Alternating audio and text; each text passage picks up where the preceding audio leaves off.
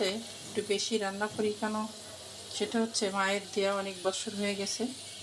তো সেই জন্য কড়াইটা এত মানে ননস্টিকের থেকেও বেশি ভালো। একটু গোটা জিরে দিয়ে দিলাম সেটার ভিতরে। আমি যেটা দেবো এখন মিষ্টি কুমড়া দেবো এখানে। একটু গোটা জিরে দিলে টেস্টিটা একটু বেশি ভালো হয়, এই জন্য।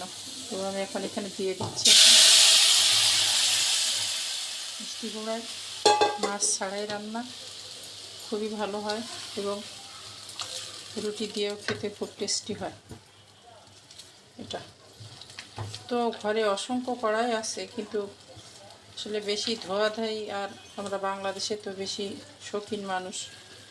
একটা কালার্স লাইফের মহিলা, উনি তো আমেরিকায় গেছেন, বলছে যে সব নিজে হাতে করতে। আসলে তাই, বিদেশে নিজের হাতে সবই কিছু করা লাগে।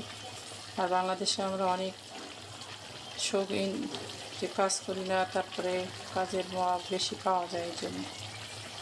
তো সেক্ষেত্রে আমি আবার একটু ডিফারেন্ট, আমি একটু নিজেরটা নিজে করতে পছন্দ করি।